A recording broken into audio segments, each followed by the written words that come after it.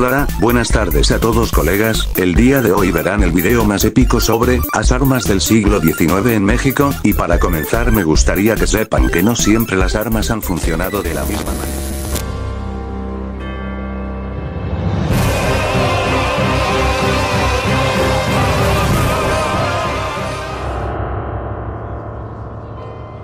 Papi, a lo largo de la historia, las armas han acompañado al ser humano como herramienta, símbolo de poder y medio de defensa o dominación.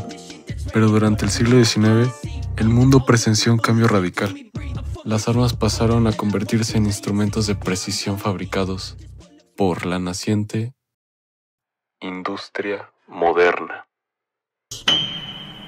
Y en este siglo lleno de guerras de independencia, revoluciones e imperios en expansión, fue también el escenario donde la ciencia, tecnología y la política se entrelazaron para transformar por completo la forma de hacer la guerra. Pero, ¿cómo se dio este cambio? ¿Qué avances tecnológicos marcaron la diferencia? Y sobre todo, ¿qué consecuencias tuvo en la sociedad y la historia moderna?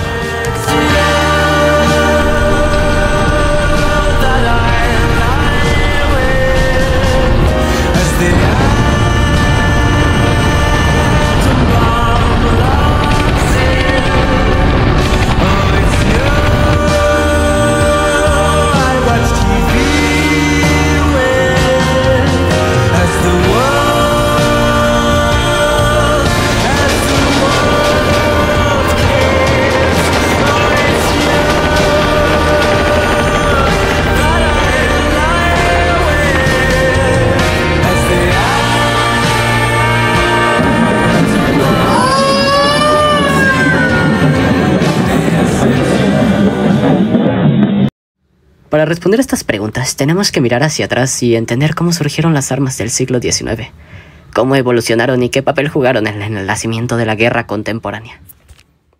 A comienzo del siglo XIX, los ejércitos del mundo seguían utilizando armas que no diferían mucho del siglo anterior. El mosquete de chispa era el arma más común en los campos de batalla. Funcionaba mediante una piedra de Slicks que golpeaba una champa metálica, produciendo la chispa que encendía la pólvora. Eran armas lentas, imprecisas y difíciles de mantener limpias, pero durante décadas fueron la base de la infantería en guerras como napoleónicas o de la independencia de América. Poco a poco surgieron mejoras. El ánima del cañón, la parte interna del tubo, comenzaron a ser extraída, es decir, con pequeñas hendiduras en espiral que hacían girar la bala, dándole más alcance y precisión. A la vez, las armas blancas seguían teniendo un papel central.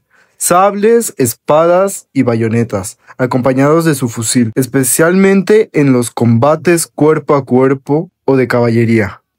De acuerdo con el Instituto de Investigaciones Históricas de la UNAM, este periodo marcó la trascendencia entre la guerra tradicional y la guerra técnica. Los ejércitos empezaban a depender tanto de la habilidad del soldado como de la calidad del arma que empuñaba. Uno de los avances más importantes del siglo XIX fue el cambio de las armas de avancarga a retrocarga. Hasta entonces los soldados debían cargar la pólvora y la bala por la boca del cañón, lo que tomaba mucho tiempo. Con la retrorecarga, el proyectil se introducía por la parte trasera del arma, permitiendo recargar en segundos y disparar varias veces por minuto. A mediados del siglo XIX también se popularizó el cartucho metálico, que integraba en una sola pieza la bala, la pólvora y el fulminante. Esto hizo que las armas fueran más seguras, más rápidas y mucho más fáciles de transportar. Armas como el fusil Springfield estadounidense o el fusil Chassepot francés marcaron una nueva era. El siglo XIX fue el siglo de la revolución industrial. Y con ella las armas pasaron de ser productos artesanales para fabricarse en serie.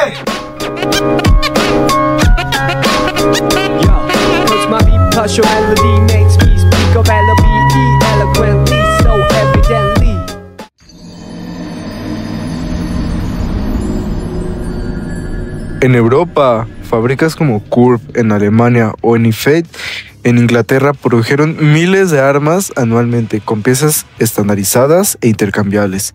Este modelo industrial también llegó a América y fue adoptado por muchos países en formación. en México, por ejemplo, los gobiernos de la Reforma y del Porfiriato promovieron la compra de armamento europeo, mientras intentaba fundar talleres nacionales de armas. Según el estudio La industrialización del armamento en México del Instituto Mora, estas fábricas no solo abastecían al ejército, sino que generaban empleo, modernización técnica y avances metalúrgicos. En el plano internacional, la industria armamentista se volvió un negocio gigantesco. Los países competían no solo por territorio, sino también por quien tenía las armas más modernas. Las guerras de independencia en América, la guerra de secesión en Estados Unidos y los conflictos europeos de mediados del siglo fueron escenarios de prueba para estos nuevos inventos. Además, papi, en la guerra de Crimea de 1853 a 1856 se probaron los fusiles de retrorecarga y los cañones estrellados con resultados devastadores, papi. Después, papi, en la guerra de secesión estadounidense, en 1861 a 1865, se usaron por primera vez rifles de repetición y cañones con proyectiles explosivos y ametralladora Gatling. Esta mierda tenía demasiado poder de fuego industrializado. En América Latina, las guerras de independencia y los conflictos entre repúblicas también se beneficiaron de estas innovaciones. En México, las armas europeas jugaron un papel decisivo durante la intervención francesa. De 1862 a 1867, papi. Y de esta forma, cada conflicto no fue solo una lucha política, sino también una carrera tecnológica por obtener la superioridad bélica. El siglo XIX fue una etapa de transición entre la guerra antigua y la moderna. La aparición de la retrocarga, los cartuchos metálicos y la artillería estriada, y las primeras armas automáticas. Cambió, por ejemplo, el modo de hacer la guerra. Pero más allá de los avances técnicos, lo que realmente transformó al mundo fue la unión entre la ciencia, la industria y la política. Las armas ya no solo eran herramientas de defensa, sino productos de una maquinaria económica y nacionalista, que impulsaba el poder de los estados modernos. De esta manera, el siglo XIX no solo forjó los ejércitos modernos, sino que sentó las bases a la guerra industrial del siglo XIX. Y al mirar nuestro presente, un mundo aún marcado por la carrera armamentista, no podemos dejar de reconocer que su origen se encuentra en aquel siglo de hierro, pólvora e invención. Coaches clash, all black folk and white trash. They're rebel